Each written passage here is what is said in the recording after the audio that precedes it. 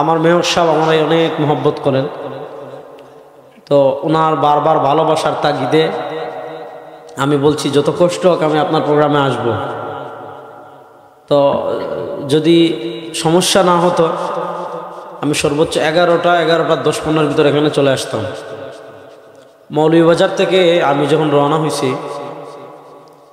সিলেটের ড্রাইভার আমি বলতেছি কুয়াশা কুয়াশা, গাড়ি 50-60-70 ছিল, একদম সোজা রাস্তা, আমি বলতেছি কুয়াশা, এটা বলতে বলতে গিয়ে টাস করে 10 হাত নিচে গিয়ে পড়ছে। নিচে পড়ার সাথে সাথে সুবহানাল্লাহ শুনছেন কি ওয়াজ করবেন। আচ্ছা, পড়ার সাথে সাথে আল্লাহ বাঁচাইছে হইল 4 হাত সামনে গাছ ছিল, যদি আরেকটু সামনে গিয়ে রাস্তা থেকে নামতো তাহলে গাছের সাথে ধাক্কা খেত। আর নিচে জমিনটা ছিল কাদা, মানে নরম, চাকাটা দেবে যাওয়ার কারণে গাড়ি আর ইয়ে হতে পারে নাই। তো মেয়র সাহেবের ভালোবাসা, আপনাদের দোয়ায় আল্লাহ তাআলা এখানে আমাকে সুস্থ অবস্থায় নিয়ে আসছেন। হয়তো বড় ইনজুরি হতে পারত, গাছের সাথে ধাক্কা খেলে হয়তো এতক্ষণ আমার জন্য দোয়া করতেন। আল্লাহ তাআলা আমাদের সবাইকে, যারা রাস্তাঘাটে আমরা চলি, সবাই তো চলি, আল্লাহ তাআলা আমাদের সবাইকে যেন দুর্ঘটনা থেকে হেফাজত করেন। আল্লাহ তাআলা আমাদের দুনিয়ার সবাইকে যতদিন হায়াত রাখেন, আল্লাহ তাআলা আমাদের সবাইকে যেন সুস্থতার সাথে দীর্ঘ নেক হায়াত দান করেন। অনেক রাত হয়ে গিয়েছে, আপনারা জানেন এই ধরনের বড় একটা ঘটনা ঘটার পর কথা বলা কঠিন, মানে কথা বলার মতো মানসিকতাও নেই। কিন্তু মেয়র সাহেবের মোহব্বত, যে একটু আসেন চেহারাটা দেখান। তো উনি যেহেতু বলছেন আমি ওয়াজ করবো আগামী বছর ইনশাআল্লাহ, আজকে যেহেতু এমপি সাহেবকেও পাইছি, মেয়র সাহেবকেও পাইছি, ওনার আগামী বছর হয়তো আবার ব্যস্ত হয়ে যেতে পারেন। এজন্য আজকে ওনাদেরকে সামনে রেখে আমি যুবকদেরকে উদ্দেশ্য করে কিছু কথা বলবো। এই বিচারপতি খায়রুল কবির ভারতের 5টা গোলাম, ওরে যেখানে পাবেন জুতা দিয়ে 40টা পিটাইয়া বাইন্দা সেনাবাহিনীতে তুলে দিবেন। সে কত বড় দুঃসাহস করেছে! 1979 সাল থেকে নিয়ে 2010 সাল পর্যন্ত আমাদের সংবিধানে আল্লাহর উপর পূর্ণ আস্থা এবং বিশ্বাস ছিল। সে ওইটাকে বাদ দিয়ে আবার তাদের আব্বা শেখ মুজিব যে ধর্মনিরপেক্ষতা যোগ করেছিল ওইটাতে আবার ফিরে গিয়েছে। আমরা আন্দোলন করেছি, সংগ্রাম করেছি, অনেক কিছু করেছি, তারা ধর্মনিরপেক্ষতাকে বাদ দেয় নাই। যারা আমাদেরকে চ্যালেঞ্জ করেছিল, যারা আমাদেরকে বলেছিল ইসলামের বাংলাদেশ চাইলে বাবার মূর্তির বিরুদ্ধে কথা বললে আমাদেরকে পাকিস্তান চলে যেতে, শোনো আমরা পাকিস্তান যাই নাই, বাংলাদেশে আছি, কিন্তু তোমরা ভারতের রাজাকাররা সব ভারতে চলে গিয়েছ। আল্লাহ তাআলা 15 বছর পর এই জালিম ফেসিবাদের কবল থেকে বাংলাদেশ মুক্তি লাভ করেছে। এই আধিপত্যবাদী ভারতের শক্তির হাত থেকে আমরা নতুন করে স্বাধীনতা লাভ করেছি। আমরা সবাই একবার পড়ি আলহামদুলিল্লাহ। আসেন, আজকে আমি আমাদের আত্মপরিচয় নিয়ে কথা বলবো ইনশাআল্লাহ। যেহেতু এখানে যুবকদের সংখ্যা বেশি, আমি আমাদের আত্মপরিচয় নিয়ে আজকে 2-4টা কথা খুব সংক্ষেপে বলবো। আমাদের সবচেয়ে বড় পরিচয় আমরা মুসলিম। বলেন, আমাদের সবচেয়ে বড় পরিচয় আমরা, সাথে কথা বলতে হবে, আমাদের সবচেয়ে বড় পরিচয় আমরা মুসলমান। পরিচয়ের চেয়ে বড় কোনো পরিচয় মুসলমানদের কাছে থাকতে পারে না। আমাদের কাছে সবচেয়ে বড় পরিচয় আমরা মুসলিম। ইসলামের চেয়ে বড় পরিচয় আমাদের কাছে আর কিছু নাই। আমরা দল ছাড়তে পারি, নেতা ছাড়তে পারি, নেত্রী ছাড়তে পারি, দেশ ছাড়তে পারি, সম্পদ ছাড়তে পারি, সন্তান ছাড়তে পারি, স্ত্রী সব ছাড়তে পারি, কিন্তু মুসলমান কখনো ইসলাম ছাড়তে পারে। আমাদের জাতীয় পরিচয় আমরা মুসলিম। বলেন, আমাদের জাতীয় পরিচয় আমরা, বলেন না, আমাদের জাতীয় পরিচয় আমরা। আর মুসলমানদের জাতির পিতা হযরত ইব্রাহিম। বলেন, মুসলমানদের জাতির পিতা হযরতে, এর বাহিরে আমাদের আর কোনো জাতির আব্বা, জাতির আম্মা, জাতির ভাবি, জাতির খালু, মিল্লাত আবিকুম। বলেন, আমাদের জাতির পিতা হযরতে ইব্রাহিম। কোন লেডি ফেরাউনের বাপ কখনো আমাদের জাতির পিতা হতে পারে না। কোন স্বৈরাচারের পিতা কখনো আমাদের জাতির পিতা হতে পারে। কথা আকীদা ক্লিয়ার রাখবেন। আমাদের জাতির পিতা হযরতে ইব্রাহিম। মিল্লাত আবিকুম ইব্রাহিম হুয়া সাম্মাকুমুল মুসলিমিন। আমাদের জাতির পিতা হযরত ইব্রাহিম, তিনি আমাদের নামকরণ করেছেন মুসলমান। শুনেন, আল্লাহ তাআলা পবিত্র কোরআনে আমাদেরকে বলেছেন ইন্নাদ দীন ইনদাল্লাহিল ইসলাম, আল্লাহ রাব্বুল ইজ্জত ওয়াল জালালের কাছে একমাত্র মনোনীত ধর্মের নাম ইসলাম। বলেন, একমাত্র মনোনীত ধর্মের নাম ইসলাম। আল্লাহ রাব্বুল ইজ্জত ওয়াল জালালের কাছে শুধু একমাত্র মনোনীত ধর্ম ইসলামই না, আল্লাহ তাআলা বলেছেন ওয়া মান ইয়াবতাগি গায়রাল ইসলামি দীনান ফালা ইউকবালা মিন। ইসলাম আসার পর কেউ যদি ইহুদিবাদকে দিন হিসাবে গ্রহণ করে, ইসলাম আসার পর কেউ যদি খ্রিস্টবাদকে দিন হিসাবে গ্রহণ করে, ইসলাম আসার পর কেউ যদি হিন্দুত্ববাদকে দিন হিসাবে গ্রহণ করে, ইসলাম আসার পর কেউ যদি গৌতম বুদ্ধের আদর্শকে দিন হিসাবে গ্রহণ করে, ইসলাম আসার পর কেউ যদি সেকুলারিজমকে দিন হিসাবে গ্রহণ করে, ইসলাম আসার পর কেউ যদি সোশ্যালিজমকে দিন হিসাবে গ্রহণ করে, ইসলাম আসার পর যদি কেউ ডেমোক্রেসিকে দিন হিসাবে গ্রহণ করে, আল্লাহ বলেন ফালা ইউকবালা মিন, কশ্চিন কালেও কবুল করা হবে না, কশ্চিন কালেও সেটা কবুল হবে না। ইসলাম আসার পর ইন্নাদ দীন ইনদাল্লাহিল ইসলাম, ইসলাম আসার পর ওয়া মান ইয়াবতাগি গায়রাল ইসলামি দীনান ফালা ইউকবালা মিন, ইসলাম আসার পর হুয়াল্লাযী আরসালা রাসূলাহু বিল হুদা ওয়া দীনিল হক। ইসলাম আসার পর আল্লাহ রাব্বুল ইজ্জত ওয়াল জালালের কাছে একমাত্র নাজাতের গ্যারান্টি, একমাত্র মুক্তিপ্রাপ্ত দলের জামাত যে ধর্ম, ওই ধর্মের নাম হলো ইসলাম। বলেন, ওই ধর্মের নাম হলো ইসলাম। আল্লাহ তার নবীকে দুনিয়াতে কেন পাঠিয়েছেন? আল্লাহ কোরআনে বলেন হুয়াল্লাযী আরসালা রাসূলাহু বিল হুদা, তিনি আল্লাহ তার রাসূলকে প্রেরণ করেছেন হেদায়েত দিয়ে, ওয়া দীনিল হক, এবং একটা হক ধর্ম দিয়ে। বলেন, সেই সত্য ধর্মের নাম, বলেন সেই সত্য ধর্মের নাম ইসলাম। শুনেন, পৃথিবীতে ধর্ম অনেক আছে, হিন্দু ধর্ম আছে, বৌদ্ধ ধর্ম আছে, ইহুদি ধর্ম আছে, খ্রিস্টান ধর্ম আছে। ধর্ম পালনের স্বাধীনতা সবার আছে। হিন্দুরা তাদের ধর্ম পালন করবে, ইহুদিরা তাদের ধর্ম পালন করবে, খ্রিস্টানরা তাদের ধর্ম পালন করবে, বৌদ্ধরা তাদের ধর্ম পালন করবে। কিন্তু আমাদের বিশ্বাস রাখতে হবে, আমাদের ঈমান রাখতে হবে, আমাদের আকীদা রাখতে হবে। ইসলাম আসার পর হিন্দুত্ববাদ নাজাতের মুক্তির গ্যারান্টি হতে পারে না, ইহুদিবাদ মুক্তির গ্যারান্টি হতে পারে না, খ্রিস্টবাদ মুক্তির গ্যারান্টি হতে পারে না। ইসলাম আসার পর দ্বীন হক হুয়াল্লাযী আরসালা রাসূলাহু বিল হুদা ওয়া দীনিল হক। ইসলাম আসার পর সত্য ধর্ম একমাত্র ইসলাম, ইসলামের বাহিরে আর কোন সত্য ধর্ম নাই। এখানে একটা জিনিস বুঝেন, বিধর্মীদের অধিকার, সংখ্যালঘুদের অধিকার। শুনেন, পৃথিবীতে আজকে যারা মানবতার ফেরি করে বেড়ায়, পৃথিবীতে যে টেররিস্ট সন্ত্রাসীরা বাংলাদেশের সংখ্যালঘু নিয়ে চিল্লাপাল্লা করে, আমরা পরিষ্কার ভাষায় সব জায়গায় বলি, ইসলাম সংখ্যালঘুদের যে অধিকার দিয়েছে, ইসলাম সংখ্যালঘুদের যে নিরাপত্তা দিয়েছে, পৃথিবীর কোন ধর্ম দিতে পারে নাই, পৃথিবীর কোন রাষ্ট্র দিতে পারে নাই। আপনারা দেখেন, এই বাংলাদেশে 92% মুসলমান, এখানে মুসলমান সংখ্যা গরিষ্ঠ। আপনাকে মানতে হবে এই দেশ মুসলমানদের, আপনাকে মানতে হবে এই দেশ কালেমাওয়ালাদের। এখানে সবাই অধিকার সমান ভোগ করবে, কিন্তু মনে রাখতে হবে এই দেশ ভারতের নয়, এই দেশ পাকিস্তানের নয়, এই দেশ পৃথিবীর কোনো সুপার পাওয়ার নয়। এই দেশের মালিক মুসলমান, এই দেশের মৌলুস মুসলমানদের, সবাই তাদের অধিকার ভোগ করবে সমান। কিন্তু এই দেশের মালিক শাহজালাল, শাহপরান, 307 আউলিয়ার মুসলমানরা এই দেশের প্রকৃত মালিক। সবাই অধিকার ভোগ করবে, আমাদের কোনো আপত্তি নেই। দেখেন ইসলাম সংখ্যালঘুদের কি পরিমাণ অধিকার দিয়েছে।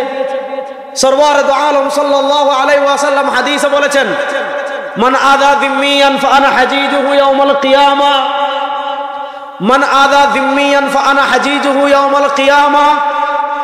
যে ব্যক্তি কোনো সংখ্যালঘুকে কষ্ট দিবে, যে ব্যক্তি কোনো সংখ্যালঘু মানুষকে কোনো কষ্ট দিবে, ফাআনা হাজিজুহু ইয়াউমাল কিয়ামা, যে ব্যক্তি কষ্ট দিবে আমি ওই ব্যক্তির প্রতিপক্ষ হয়ে যাব কিয়ামতের দিন। আপনারা দেখেন, আমাদের বাংলাদেশের সাথে দুটা রাষ্ট্রের সীমানা আছে, একটা হলো দাদাদের দেশ আর একটা হলো বৌদ্ধদের মিয়ানমার।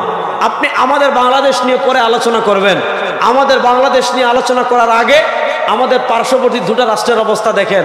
এক নম্বর দেখেন, আমাদের দেশে মুসলমানরা সংখ্যা গরিষ্ঠ, অন্যান্য ধর্মাবলম্বীরা হিন্দুরা সংখ্যালঘু। আমাদের পাশের দাদাদের রাষ্ট্রে যান, সেখানে আপনি দেখবেন মুসলমানরা সংখ্যালঘু, মুসলমানরা সংখ্যায় কম, হিন্দুরা সংখ্যা গরিষ্ঠ। আপনি আমাদের এক কোনায় পাবেন মিয়ানমার। আপনি মিয়ানমারে যদি দেখেন মুসলমানরা সংখ্যায় কম, বৌদ্ধরা সংখ্যায় বেশি। আমাদের পার্শ্ববর্তী রাষ্ট্রে মুসলমানরা সংখ্যায় কম, মুসলমানরা সংখ্যা লঘু। সেখানে মুসলমানরা কি হালাতে আছে, সেখানে মুসলমানরা কেমন অবস্থায় আছে। আপনি ভারতের দিকে তাকান, গুজরাটের কসাই নরেন্দ্র মোদী গুজরাটের সাম্প্রদায়িক দাঙ্গা তৈরি করে হাজার হাজার মুসলমানকে খুন করা হয়েছে। দিল্লিতে মুসলমানদেরকে খুন করা হয়েছে, কাশ্মীরে মুসলমানদেরকে খুন করা হয়েছে, আসামে মুসলমানদেরকে খুন করা হয়েছে, হায়দ্রাবাদে মুসলমানদেরকে খুন করা হয়েছে, আপনার সিকিমে মুসলমানদেরকে খুন করা হয়েছে, দার্জিলিংয়ে মুসলমানদেরকে খুন করা হয়েছে, পাঞ্জাবে মুসলমানদেরকে খুন করা হয়েছে। আমাদের বাবরি মসজিদকে শহীদ করে সেখানে রাম মন্দির নির্মাণ করা হয়েছে। মুসলমানদের অসংখ্য মসজিদকে ভেঙে দেওয়া হয়েছে, মুসলমানদের মাদ্রাসাকে ভেঙে দেওয়া হয়েছে। যারা তাদের দেশের সংখ্যালঘুদের নিরাপত্তা দিতে পারে না, যারা মসজিদের নিরাপত্তা দিতে পারে না, যারা মাদ্রাসার নিরাপত্তা দিতে পারে না, তাদের থেকে বাংলাদেশের মুসলমানদের মানবতা শিখতে হবে না, তাদের থেকে আমাদের মানবতা শিখতে হবে। আচ্ছা আপনারা বলেন 5ই আগস্টের পর আপা পালিয়ে যাওয়ার পর আমাদের বাংলাদেশের সব রিজেক্ট মাল কিন্তু ইন্ডিয়া দিয়ে দিতেছি। সামনে যারা রিজেক্ট হবেন এখানে জায়গা পাবেন না, দাদাদের দেশে যাবেন। এই বাংলাদেশে বসে আর কোনো ভারতের দালালদের হাতে এই দেশের স্বাধীনতা সার্বভৌমত্ব অর্পণ করা হবে না ইনশাআল্লাহ। এই বাংলাদেশে বসে যারা ভারতের স্বপ্ন বাস্তবায়ন করার স্বপ্ন দেখবেন, এই দেশকে ভারতের অঙ্গরাজ্য বানানোর স্বপ্ন দেখবেন, এই দেশকে হিন্দুদের অঙ্গরাজ্য বানানোর ষড়যন্ত্র করবেন, হিন্দুত্ববাদী শিক্ষা সিলেবাস চালু করার ষড়যন্ত্র যারা করবেন, নাস্তিকতাবাদী বাংলাদেশ গড়ার স্বপ্ন যারা দেখবেন, শেখ হাসিনা যেভাবে দাদার দেশে পালিয়ে গিয়েছে আপনারাও পালিয়ে যেতে বাধ্য হবে।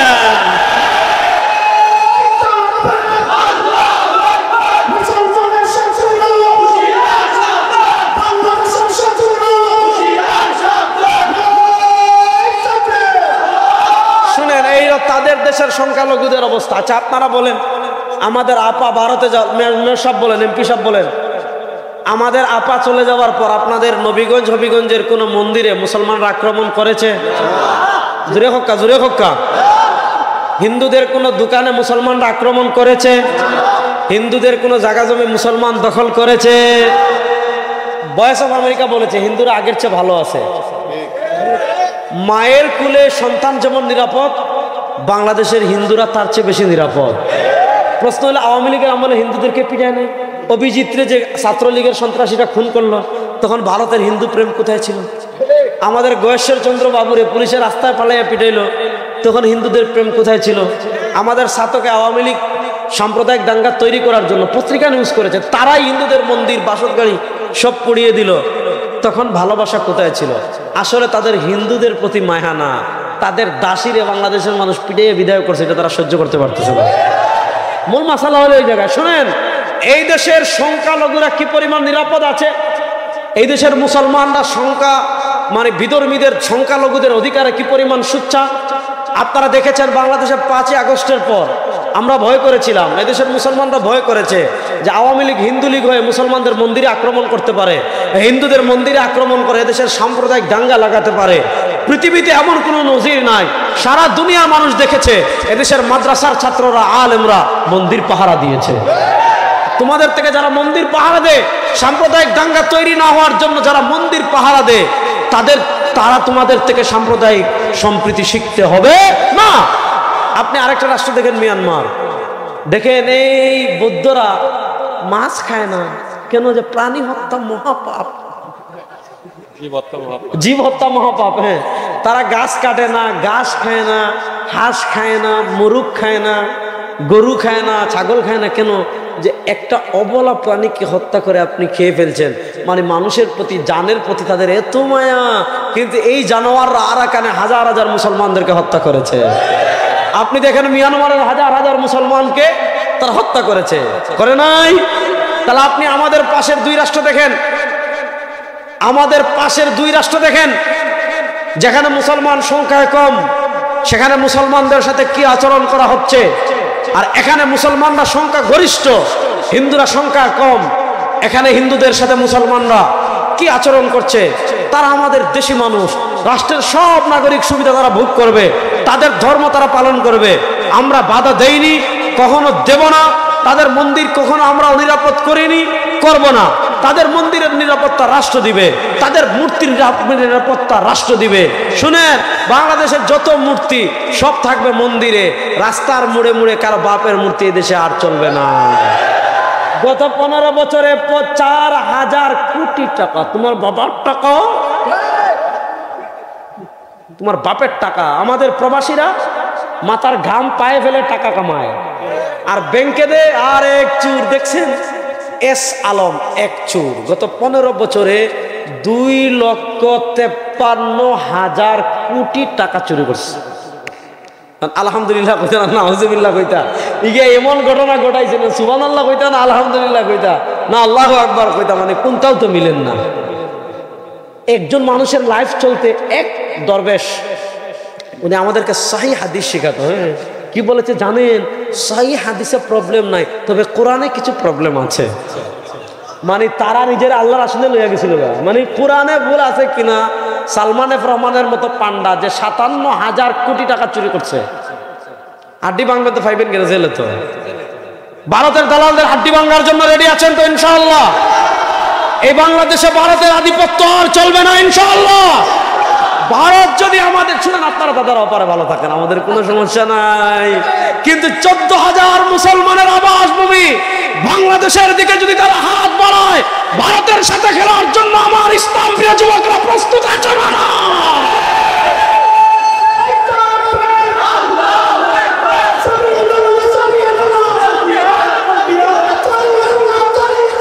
শুনেন মুসলমান,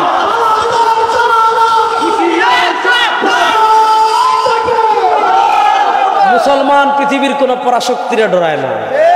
ওগুলা আমরা বাংলাদেশে মুসলমান 1-2 জন না, তো 14 কোটি মুসলমান 1-2 জন, পৃথিবীর দ্বিতীয় মহত্তম মুসলিম রাষ্ট্র। আরে হামাসের যদি কয়েক হাজার মুজাহিদ সব যদি এর ইসরায়েলের নাকতাগুলার পানি খাওয়াইতে পারে, তাহলে ভারত গোনার টাইম আমাদের আছে। ওপারে থাকেন, আপনাদের গুন্ডামি সব সিনেমায়, এটা আমরা জানি। পাকিস্তান সীমান্ত মার খান, কুত্তা মারা খান, চীন সীমান্ত কুত্তা মারা খান। গত 15 বছর তো বিডিআরে বিড়াল বানাই রাখছিল আওয়ামী লীগ, কারণ এরা ছিল ভারতের গোলাম। ভারতের স্বার্থ তারা উদ্ধার করেছেই বলেই পৃথিবীর এমন কোনো নজির নাই যে দিনের বুট রাতে বাংলাদেশ হয় নাই, হয়েছে দিনের বুট রাতে হয়ে গেছে। তাহলে আমি যেই কথা বলছি শুনেন, এত কিছুর পর বাংলাদেশের হিন্দুরা কত নিরাপদ? কোন ইসলাম যে পরিমাণ বিধর্মীদের মানে নিরাপত্তা দিয়েছে, সেফটি দিয়েছে, আপনি দেখেন এত কিছু হয়ে গেল। এই হিন্দু পান্ডারা উগ্র ইস্কন আমার ভাই আলিফকে জবাই করে ফেললো রাজপথে। এরপরে দেখেন ফরিদপুরের মধুখালীতে আমার 2 ভাইরে পিটিয়ে মারলো। এরপরেও মুসলমান ধৈর্যের চূড়ান্ত ধরে আছে। আমার ধর্ম কখনো অস্ত্র দেখিয়ে, ক্ষমতা দেখিয়ে, পিস্তল দেখিয়ে কোনো বিধর্মীকে কালেমা পড়ানোর অনুমতি ইসলাম দেয় না। যদি ইসলাম দিত, ভারতের ক্ষমতায় দাদারা আসার মাত্র 78 বছর, এর আগে 700 বছর ছিলাম আমরা। এই 700 বছরের প্রত্যেক দিন যদি পিস্তল ধরে একটা কইতাম কালেমা পড়, কিন্তু থাকতো। তাহলে কথাটা বুঝেন, আমি আপনাদেরকে যেই কথাটা বোঝাতে চাচ্ছি, ইসলামী পৃথিবীর সবচেয়ে বেশি সংখ্যালঘুদের নিরাপত্তা দিয়েছে। এর প্রমাণ হলো 1400 বছরের মুসলিম ইতিহাস দেখেন। আপনি এখনকার যুগে মুসলিম কান্ট্রিগুলো দেখেন, আপনি যেই সকল রাষ্ট্রে মুসলমানরা সংখ্যায় কম সেখানের মুসলমানের অবস্থা, আর যেখানে মুসলমানরা সংখ্যায় বেশি সেখানে অন্যান্য ধর্মের লোকদের অবস্থা দেখেন, আপনি আকাশ পাতাল পার্থক্য পাবেন। শুনেন, যারা তাদের দেশের মসজিদের নিরাপত্তা দিতে পারে না, তাদের দেশের সংখ্যালঘু মুসলমানদের নিরাপত্তা দিতে পারে না, তারা তাদের রাষ্ট্রে যা ইচ্ছা তা করুক, তারা তাদের রাষ্ট্রে যা ইচ্ছা তা করুক, কিন্তু এই স্বাধীন 14 কোটি মুসলমানের 56,000 বর্গ মাইলের বাংলাদেশ নিয়ে মাথা ঘামানোর কোনো অধিকার তাদের না। এখন অনেকে বলবে, হুজুর তারা না আমাদের মুক্তিযুদ্ধে সহযোগিতা করছে। করছে, আমি তো কই। যুবকরা ইতিহাস শুনেন, ভারত আমাদেরকে মুক্তিযুদ্ধে যেই পরিমাণ সহযোগিতা করেছে, মুক্তিযুদ্ধের পরের 4 বছর শেখ মুজিবের শাসন আমলে প্রথম 2 বছরে তারা যেই পরিমাণ সহযোগিতা করেছে, ডাকাতি করে তার থেকে 4 গুণ বেশি বাংলাদেশ থেকে নিয়ে গেছে। মুক্তিযুদ্ধের সেক্টর কমান্ডার ছিলেন মেজর জলিল। মেজর জলিলের লেখা বই আছে অরক্ষিত স্বাধীনতাই পরাধীনতা, এটা যুবকরা পড়বেন। সুতরাং তাদের সাথে আমাদের দেনা পাওনা আর কিছু নাই, তারা যা সাহায্য করেছে তার থেকে বেশি নিয়ে চলে গেছে। সুতরাং ভালো হয়ে বন্ধু হয়ে থাকতে চান থাকেন, বাড়াবাড়ি করে বাংলাদেশের দিকে হাত বাড়াবেন, হাত ভেঙে ফেলবেন ইনশাআল্লাহ। পা বাড়ালে পা ভেঙে দেওয়ার জন্য যুবকরা প্রস্তুত আছেন না নয়? এই মানচিত্রের দিকে পৃথিবীর কোন পরাশক্তি যদি হাত পড়ায়, তাদের কালো হাত ভেঙে টুকরা টুকরা করে দেওয়ার জন্য প্রস্তুত আছেন না নয়?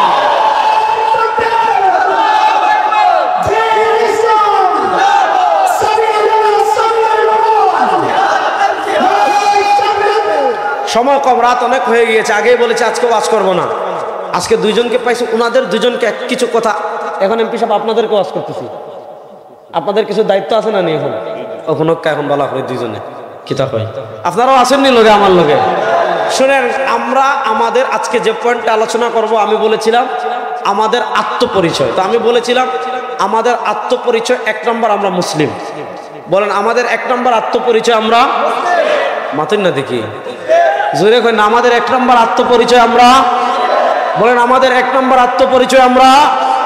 আমাদের মাথা চলে যেতে পারে কিন্তু মুসলমান পরিচয় কখনো মুছতে পারে। আমাদের সবচেয়ে বড় পরিচয় আমরা মুসলিম। আসেন আমি আপনাদেরকে ইতিহাসের বাঁকে নিয়ে যাই। আমরা একটা স্বাধীনতা পেয়েছি 71-এ, আর আরেকটা স্বাধীনতা পেয়েছি 47-এ। বলেন 24 তো মিয়া খালপুর, আরো আগে যাচ্ছে। তাহলে আমাদের স্বাধীনতা মোট 24টা বাদ দেন, 24টা তো ওই দিনের। 24-এর আগে আমাদের স্বাধীনতা কয়টা? যুবকরা বলেন 24-এর আগে আমাদের স্বাধীনতা কয়টা? একটা হলো 71 আর হচ্ছে হলো 47। বলেন একটা হলো 71 আর একটা হলো 47। 71-এ পাকিস্তান থেকে, 47-এ ব্রিটিশ থেকে। বলেন 71-এ পাকিস্তান থেকে, 47-এ কার থেকে? ব্রিটিশ থেকে। শুনেন 1947 থেকে 1971 এটা ছিল পূর্ব পাকিস্তান। 1947-এর আগে, আমি খুব সংক্ষেপে বলছি, 1947-এর আগে বাংলাদেশ, ভারত, পাকিস্তান 3 রাষ্ট্র একটা রাষ্ট্র ছিল, যেটাকে বলা হতো ভারত উপমহাদেশ। এই ভারত উপমহাদেশ 1803 সাল থেকে নিয়ে 1947 সাল পর্যন্ত, এই 150 বছরের কাছাকাছি সময়, 1803 সাল থেকে নিয়ে 1947 সাল পর্যন্ত, এই 150 বছরের কাছাকাছি সময় ভারত উপমহাদেশের রাষ্ট্র ক্ষমতায় ছিল ব্রিটিশ। বলেন ভারত উপমহাদেশের রাষ্ট্র ক্ষমতায় ছিল কারা? ব্রিটিশ। আচ্ছা এবার আপনারা বলেন, ব্রিটিশ এদেশের মালিক ছিল না ডাকাত ছিল? বড় আসতে বললেন। ব্রিটিশ এদেশের মালিক ছিল না ডাকাত ছিল? ডাকাত। তাহলে ব্রিটিশরা এর আগে, শুনেন 1803 সালের আগে ভারত উপমহাদেশের শাসন ক্ষমতায় মুসলমানরা ছিল মাত্র 700 বছর। কয়শো বছর? বলেন না, ভারত উপমহাদেশের শাসন ক্ষমতায় মুসলমানরা ছিল কয়শো বছর? 700 বছর। 1803 সাল মুঘল সম্রাট বাহাদুর শাহ থেকে ইস্ট ইন্ডিয়া কোম্পানি আমাদের স্বাধীনতা নিল। ইস্ট ইন্ডিয়া কোম্পানি আমাদের দেশ দখল করলো।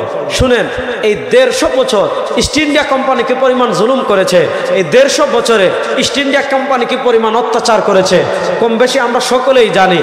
1833 সালে আপনার বালাকুট হলো, শহীদ আহমদ শহীদ বেল্লবী রহিমাল্লাহ শহীদ হলেন। 1857 সালে সিপাহী বিপ্লব হলো। 1866 সালে দারুল দেওবন্দ প্রতিষ্ঠা হলো।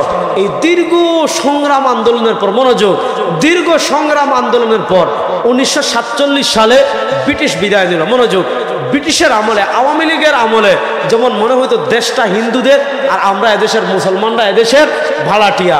হিন্দুদের কি পাওয়ার, হিন্দুদের কত পাওয়ার! ওরে বাবা রে বাবা, সিলেট নামাজের সময় বাজনা নিয়ে যায়, মেলা নিয়ে যায়, তাদের কীর্তন নিয়ে যায়, মুসল্লিরা বাধা দিলে মসজিদে আক্রমণ করে, মুসলমানদেরকে পিটায়, মুসলমানদের ওয়াজ বন্ধ করে, তাদের পূজা চলে, মসজিদের পাশে তাদের পূজা চলে, নামাজ চলে, তাদের পূজা চলে। গত 15 বছর মনে হয়েছিল দেশটা আসলে আমাদের না, দেশটা হিন্দুদের। আওয়ামী লীগের আমলে হিন্দুরা যেমন অবৈধ অনেক সুযোগ সুবিধা পেয়েছে, ঠিক তেমনি ভাবে ব্রিটিশ আমলে জমিদাররা পেত, হিন্দুরা ট্যাক্স আদায়ের দায়িত্ব পেত, হিন্দুরা কর আদায়ের দায়িত্ব পেত, হিন্দুরা সরকারি বড় বড় চাকরি পেত, হিন্দুরা বড় বড় জজ ব্যারিস্টার হতো, হিন্দুরা জায়গা জমি সরকারি খাস জমির মালিকানা পেত, হিন্দুরা সব জায়গায় মুসলমানরা বৈষম্যের শিকার হতো, সব জায়গায় মুসলমানরা জুলুমের শিকার হতো, সব জায়গায় মুসলমানরা অত্যাচারের শিকার হতো। মুসলমানদের এই দীর্ঘ অত্যাচার, দীর্ঘ জুলুমের, ব্রিটিশের সংগ্রামের যখন শেষ সময় চলে আসছে, মুসলমানরা তখন অনুভব করেছে আর তাদের সাথে থাকবো না, আমাদের একটা আলাদা আবাসভূমি হবে, তাদের একটা আলাদা আবাসভূমি হবে, মুসলমানদের একটা আলাদা আবাসভূমি হবে, হিন্দুদের একটা আলাদা আবাসভূমি হবে। 1947-এর 14ই আগস্ট মুসলমানদের একটা আলাদা আবাসভূমি হয়েছে, যে আলাদা আবাসভূমির নাম ছিল পাকিস্তান। পাকিস্তানের দুইটা পার্ট ছিল, একটা ছিল পূর্ব পাকিস্তান আর আরেকটা ছিল পশ্চিম পাকিস্তান। তো মুসলমানরা ব্রিটিশ পিরিয়ডের শেষ দিকে যখন পাকিস্তান প্রতিষ্ঠার আন্দোলনের নেতৃত্ব দিয়েছে, পাকিস্তান প্রতিষ্ঠার আন্দোলন করেছে, তখন মুসলমানদের পাকিস্তান প্রতিষ্ঠার আন্দোলনের স্লোগান ছিল পাকিস্তান কা মতলব ক্যা লা ইলাহা, আর আসতে বলেন পাকিস্তান কা মতলব ক্যা লা ইলাহা, বলেন পাকিস্তান কা মতলব ক্যা লা ইলাহা ইল্লাল্লাহ। 47-এ লা ইলাহা ইল্লাল্লাহর উপর স্বাধীনতা হলো। শুনেন, 47-এর স্বাধীনতায় আমাদের আলেমদের অবদান কতটুকু, মুসলমানদের অবদান কতটুকু, এটা বোঝার জন্য এতটুকুই যথেষ্ট। 47-এ আমাদের বাংলাদেশে স্বাধীনতার প্রথম পতাকা তুলেছিলেন আল্লামা জফর আহমদ উসমানী রাহিমাহুল্লাহ, যিনি হাকিম উল উম্মত আল্লামা আশরাফ আলী থানভী রহিমাহুল্লাহর ভাগিনা ছিলেন। আর পশ্চিম পাকিস্তানে স্বাধীনতার প্রথম পতাকা তুলেছিলেন দারুল দেওবন্দের প্রথম ছাত্র শেখুল মাহমুদ হাসান দেওবন্দি রহিমাহুল্লাহর ছাত্র, দারুল দেওবন্দের মুহতামিম ছিলেন শেখুল ইসলাম আল্লামা শাব্বির আহমদ উসমানী রাহিমাহুল্লাহ। যাক, 47-এ দেশ স্বাধীন হলো, আমরা দুই ভাগ পেলাম, এক ভাগ পূর্ব পাকিস্তান আর এক ভাগ পশ্চিম পাকিস্তান। এখন দেখা গেল 47 থেকে 71 এই সময় পাকিস্তানিরা আমাদের উপর জুলুম করেছে, পাকিস্তানিরা আমাদের সাথে বৈষম্য করেছে। কেমন বৈষম্য করেছে? আমাদের এখানে মিল কারখানায় ভালো কাগজ হয়, এটা পশ্চিম পাকিস্তানে যায়, ওখান থেকে খারাপ কাগজ আমাদের জন্য পাঠায়। আমাদের এখানে ধান হয়, তারা নিয়ে যায়, খারাপটা পাঠায়। আমাদের এখানে বিভিন্ন ফসল উৎপাদন হয়, ওখানে যায়, ওখান থেকে খারাপটা পাঠায়। এই কারণে নানা বৈষম্য হলো, নানা জুলুম হলো, নানা অত্যাচার হলো।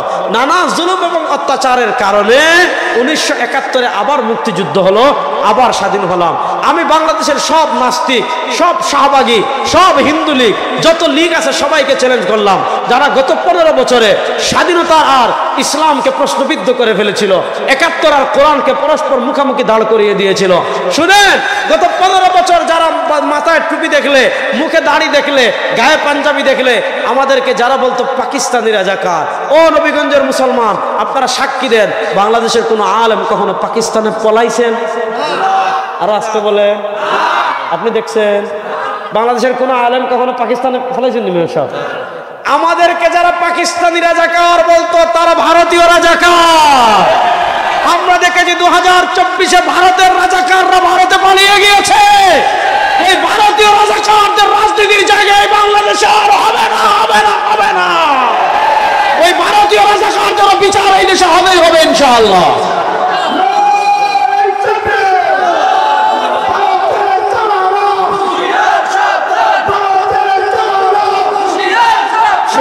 মুসলমান গত 15 বছর দেখেন নাটক বানায়, মুক্তিযুদ্ধের বিরোধী কারা, মাথায় একটা টুপি দিয়ে দেয়, মুক্তিযুদ্ধের বিরোধিতা দেখাইলে মুখে দাড়ি দিয়ে দেয়, মুক্তিযুদ্ধের চেতনা বুঝাইতে গিয়ে পাঞ্জাবি দিয়ে দেয়। মানে ইসলামকে আর মুক্তিযুদ্ধকে পরস্পর দাঁড় করিয়ে দিয়েছে, আগের দিন বাগে খেয়ে ফেলছে। এখন আপনি মুক্তিযুদ্ধের নামে ইসলামকে অবমাননা করবেন, কোরআনকে অবমাননা করবেন, পাঞ্জাবিকে অবমাননা করবেন। বুবু তো তাও শাড়ি নিয়ে যাইতে পারছে, ব্রিফকেস নিয়ে যাইতে পারছে, আপনারা লুঙ্গি নিয়েও যাইতে পারবেন না। যুবকরা রেডি আছেন সবাই? তাহলে আমাদের মুক্তিযুদ্ধ কখনো কোরআনের বিরুদ্ধে ছিল? বলেন, আমাদের মুক্তিযুদ্ধ কখনো কোরআনের বিরুদ্ধে ছিল? আমাদের মুক্তিযুদ্ধের চেতনা ছিল 3টা। বলেন, আমাদের যুবকরা এগুলো শিখতে হবে, ইতিহাস বলছি। আমাদের মুক্তিযুদ্ধের চেতনা ছিল কয়টা? বলেন, আমাদের মুক্তিযুদ্ধের চেতনা ছিল কয়টা? আমি দলিল প্রমাণ এখন দেখাচ্ছি না, সময় কম, আজকে আমার শরীরও ভালো না, মনও ভালো না, সামনে বলবো, আমার লেকচার আছে শুনবেন। মুক্তিযুদ্ধের চেতনা 3টা। বলেন কয়টা? সাম্য, বলেন সাম্য, মানবিক মর্যাদা, সামাজিক সুবিচার। দেখেন, আমাদের মুক্তিযুদ্ধ শুরু হয়েছে 1971 সালের 26শে মার্চ, আর 1971-এর 14ই এপ্রিল মেহেরপুরে অস্থায়ী মুজিবনগর সরকার গঠিত হয়েছিল। স্বাধীনতার একটা ঘোষণাপত্র পাঠ করেছিল। সেই স্বাধীনতার ঘোষণাপত্রে আমাদের মুক্তিযুদ্ধের 3টা কারণ বলেছিল, যে সাম্য প্রতিষ্ঠা করা, সামাজিক সুবিচার প্রতিষ্ঠা করা, মানবিক মর্যাদা প্রতিষ্ঠা করা। যখন মুক্তিযুদ্ধ চলে তখন বলেছে মুক্তিযুদ্ধের চেতনা 3টা, সাম্য, মানবিক মর্যাদা, সামাজিক ন্যায় বিচার। যখন মুক্তিযুদ্ধ শেষ হয়েছে 16 ডিসেম্বর, শুনেন মুসলমান, ভালো করে বুঝবেন, আমাদের মুক্তিযুদ্ধ শেষ হয়েছে 16 ডিসেম্বর 71-এ। এরপরে আমাদের 72-এর সংবিধান লিখছে ভারতে। বলেন, আমাদের ভারতের আমাদের সংবিধান লেখা হয়েছে কোথায়? ওই ভারতের লেখা সংবিধান আমরা মানি না। বলেন ওই ভারতের সংবিধানে কোরআন বিরোধী যত আইন আছে, আল্লাহর সার্বভৌমত্বের বিরুদ্ধে যত কথা আছে, ওই ভারতের আধিপত্যবাদ এই দেশে আর চলবে না, সব পরিবর্তন করতে হবে। শুনেন, ৭২-এ শেখ মুজিব সাহেব লেখালেন সংবিধান। ওনারা যখন মুক্তিযুদ্ধের সময় বলছে সাম্য, মানবিক মর্যাদা, সামাজিক ন্যায় বিচার, কিন্তু এরপরে লিখছে কি? আমাদের মুক্তিযুদ্ধের চেতনা ধর্মনিরপেক্ষতা। আমাদের মুক্তিযুদ্ধের চেতনা কি? ধর্মনিরপেক্ষতা। শুনেন, শেখ মুজিব সাহেব ১৯৭২-এর সংবিধানে ধর্মনিরপেক্ষতা আনলেন। তিনি ৭২, ৭৩, ৭৪, ৭৫ 4 বছরের সংবিধান 4 বার সংশোধন করেছেন। তিনি মারা গেলেন। শহীদ প্রেসিডেন্ট জিয়াউর রহমান সাহেব ক্ষমতায় আসার পর ১৯৭৯ সালে সংবিধানের ৫ম সংশোধনী হয়েছে। মনোযোগ, শহীদ প্রেসিডেন্ট জিয়াউর রহমান সংবিধানের ৫ম সংশোধনী করলেন ১৯৭৯ সালে। তো তিনি সেখানে ধর্মনিরপেক্ষতাকে বাদ দিলেন। ধর্মনিরপেক্ষতাকে বাদ দিয়ে, আমি আগে বলেছি এদেশের ৯২% মুসলমান, তিনি ধর্মনিরপেক্ষতাকে বাদ দিয়ে সংবিধান একটা ধারা যুক্ত করলেন, সেটা হলো আল্লাহর উপর পূর্ণ আস্থা এবং বিশ্বাস। এটা আমাদের ঈমান না? আল্লাহর উপর আমার আস্থা বিশ্বাস নাই না আছে? যদি কোনো মুসলমান কয় না আমার আল্লাহর উপর পূর্ণ আস্থা বিশ্বাস নাই, এগুলো হারুন কেন? ঈমান নাই। কথা ভালো করে বুঝেন, আল্লাহর উপর পূর্ণ আস্থা এবং বিশ্বাস আমাদের আছে না নাই? শহীদ প্রেসিডেন্ট জিয়াউর রহমান সাহেব এটা যুক্ত করেছেন। তিনি একটা বহুত বড় ভালো কাজ করেছেন। আল্লাহ তাকে এই ভালো কাজের পরিপূর্ণ বদলা দান করুন। তিনি ১৯৭৯ সালে আমাদের সংবিধানে যুক্ত করে গেলেন আল্লাহর উপর পূর্ণ আস্থা এবং বিশ্বাস। ১৯৭৯ সাল থেকে নিয়ে ২০১০ সাল পর্যন্ত আমাদের সংবিধানে ছিল আল্লাহর উপর পূর্ণ আস্থা এবং বিশ্বাস। মধ্যখানে বুবু একবার আইছিল ৯৬ থেকে ১ তখন তো যেভাবে হোক জনতার ভোটে আসছে, বদলায় নাই। কিন্তু ২০০৮-এ যখন ভারতে রাজমদত পুষ্ট হয়ে আসছে, এখন যেহেতু ভারত রাতের ভোট করে ক্ষমতায় বসাইছে, তাহলে এখন তো ভারতের পারপাস সার করতে হবে। এই বিচারপতি খায়রুল কবির ভারতের ৫টা গোলাম, ওরে যেখানে পাবেন জুতা দিয়ে ৪০টা পিটাইয়া বাইন্দা সেনাবাহিনীর হাতে তুলে দিবেন। সে কত বড় দুঃসাহস করেছে! ১৯৭৯ সাল থেকে নিয়ে ২০১০ সাল পর্যন্ত আমাদের সংবিধানে আল্লাহর উপর পূর্ণ আস্থা এবং বিশ্বাস ছিল। সে ওইটাকে বাদ দিয়ে আবার তাদের আব্বা শেখ মুজিব যে ধর্মনিরপেক্ষতা যোগ করেছিল, ওইটাতে আবার ফিরে গিয়েছে। আমরা আন্দোলন করেছি, সংগ্রাম করেছি, অনেক কিছু করেছি, তারা ধর্মনিরপেক্ষতাকে বাদ দেয় নাই। যারা আমাদেরকে চ্যালেঞ্জ করেছিল, যারা আমাদেরকে বলেছিল ইসলামের বাংলাদেশ চাইলে বাবার মূর্তির বিরুদ্ধে কথা বললে আমাদেরকে পাকিস্তান চলে যেতে, শোনো আমরা পাকিস্তান যাই নাই, বাংলাদেশে আছি, কিন্তু তোমরা ভারতের রাজাকাররা সব ভারতে চলে গিয়েছ। শুনেন, ২০১০ সাল থেকে আবার এখানে ধর্মনিরপেক্ষতা। এখন অন্তর্বর্তীকালীন সরকার সংবিধান সংশোধনের কথা বলছে। আপনি কি করবেন কিনা এটা জানি না, কিন্তু আল্লাহর উপর পূর্ণ আস্থা এবং বিশ্বাস, এটা আমাদের ঈমান। আল্লাহর উপর পূর্ণ আস্থা এবং বিশ্বাস আবার আমাদের সংবিধানে যুক্ত করতে হবে। এই দাবির সাথে আপনারা একমত আছেন না নাই? আল্লাহর উপর পূর্ণ আস্থা এবং বিশ্বাস, এটা আমাদের ঈমান। এখন আপনি ভারতের দালালি করে আল্লাহর উপর পূর্ণ আস্থা এবং বিশ্বাস বাদ দিয়ে দিবেন, এই দেশে আর এটা চলবে না। সুতরাং আল্লাহর উপর এভাবে এভাবে এভাবে ধীরে ধীরে ধীরে ধীরে ধীরে ধীরে ধীরে ধীরে একটা প্রজন্মকে ইসলাম থেকে বিমুখ করার জন্য, এবং আমাদের মুক্তিযুদ্ধকে তারা ইসলামের বিরুদ্ধে দাঁড় করাইছে। অথচ মুক্তিযুদ্ধটা ছিল পাকিস্তানের জুলুমের বিরুদ্ধে, মুক্তিযুদ্ধ ছিল ইনসাফ প্রতিষ্ঠার জন্য, মুক্তিযুদ্ধ ছিল ন্যায় প্রতিষ্ঠার জন্য, মুক্তিযুদ্ধ ছিল সামাজিক সুবিচার প্রতিষ্ঠার জন্য। আমি আমার যুবকদেরকে সর্বশেষ মেসেজ বলে আজকের মতো শেষ করছি।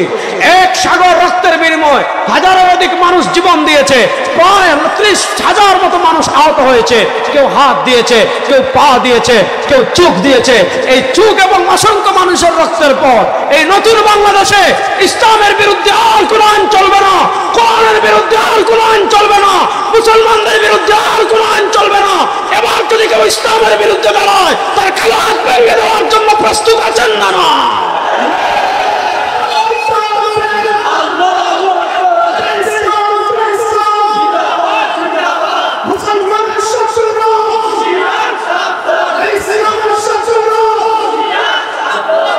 এবার বুঝেন, আমাদের বাংলাদেশের 3টা মূলনীতি বলেছি: সাম্য, সামাজিক মর্যাদা, সামাজিক সুবিচার, মানবিক মর্যাদা। এই 3টা হলো আমাদের মুক্তিযুদ্ধের চেতনা।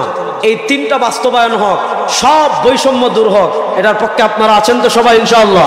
আল্লাহ আমাদের সবাইকে ঐক্যবদ্ধভাবে একটা শান্তি, সমৃদ্ধি এবং সুখময় বাংলাদেশ গড়ার তৌফিক দান করুন। আবার আপনাদের সাথে দেখা হবে। এত লম্বা আলাপ আমি করবো ভাবতেও পারিনি। এলোপাতাড়ি কিছু কথা বললাম, সব শেষ। প্রস্তুত থাকবেন ইনশাআল্লাহ। আমাদের আশেপাশে অনেকে ডিস্টার্ব করতেছে, আপনারা তো দেখতেছেন, খবর রাখতেছেন তো, দেখছেন না? চাঁপাইনবাবগঞ্জে কৃষক বের হয়ে গেছে বটিলিয়া। কালকে দেখলাম বৃদ্ধ বুড়া একেবারে 60-70 বছর, বিডিআরও আটকাইতে পারেন না, মাটি একটা লইছে মাটি। তো যেই জাতি মাটি নিয়ে বের হতে পারে ওই জাতির সাথে খেলতে আইসে নপারে থাকেন।